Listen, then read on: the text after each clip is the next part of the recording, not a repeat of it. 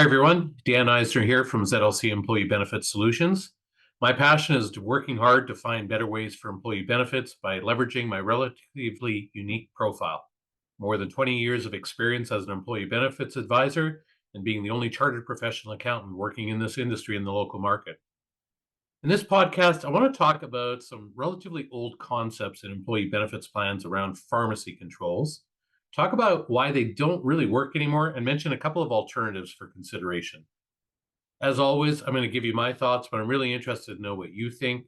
So let's get started. So over the years, there have been many benefit plan provisions added to extended health plans to help control costs, and many of those have been focused on prescription drugs, and in particular around controlling pharmacy fees.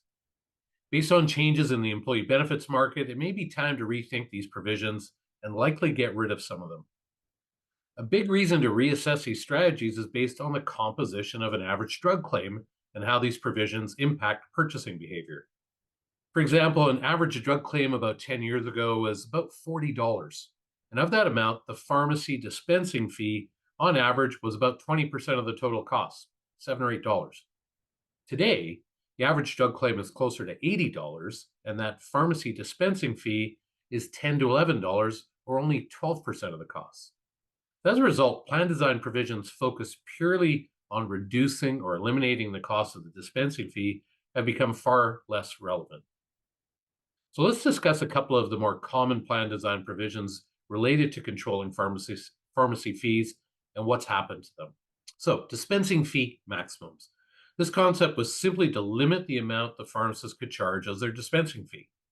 Unfortunately, the pharmacy would never actually limit what they charge, but would instead charge what they wanted to, and the plan member would have to pick up the difference. As little as 10 years ago, pharmacy dispensing fees ranged broadly from under $4 to over $15, so it did make sense to try to steer employees to pharmacies with lower dispensing fees. However, in the current market, the vast majority of pharmacies are all packed in between $10 and $11 for the dispensing fees. Costco is a big outlier at $4 to $5.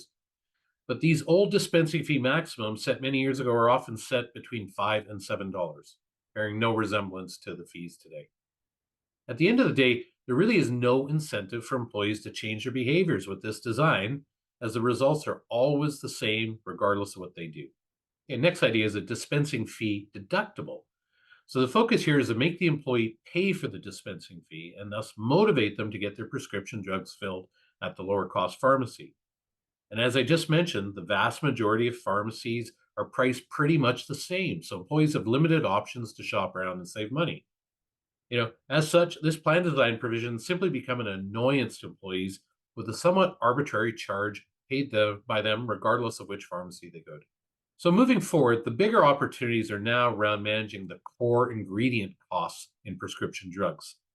So let's take a look at a couple of options here. So mandatory generic substitution. This idea is relatively simple to restrict the reimbursement level to the cost of the lowest cost generic drug available.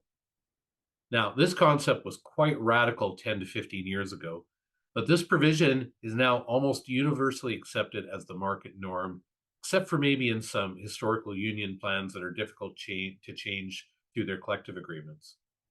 So this mandatory generic provision alone has helped drive down some of the drug costs by up to 80% for some of the most common generic drugs out there. But there's not likely to be a lot of significant further savings in this area, as there's fewer and fewer traditional drugs that are expected to come off patent protection. Next idea, biosimilar replacement. So similar in concept to mandatory generic substitution, this idea relates to the use of biosimilar versions of high-cost specialty drugs, which are developed after the original specialty drug loses patent protection. Now, these provisions have become more common in Canada, largely driven by provincial government policy instead of proactive plan sponsor actions. And most insurers in Canada are now following the lead of the provinces and requiring substitution for high-cost biologic drugs where a biosimilar drug is available. So without plan sponsors really needing to make any plan design changes, these provisions are driving savings of approximately 30 to 40% for those high-cost drugs when they lose patent protection. Okay, one last area to look at is markup maximums. Okay, and this is where you would look to limit how much the pharmacy can mark up the ingredient costs of the drugs for retail sale. So, this provision is relatively uncommon in the market right now for a couple of reasons. First and foremost, there's little transparency in this area of the market, as the markups charged by a pharmacy are never disclosed to the employees or plan sponsors. Secondly, insurers have been reluctant to disrupt their relationships with the pharmacy market with this type of plan design provision, except for some of the largest plans out there.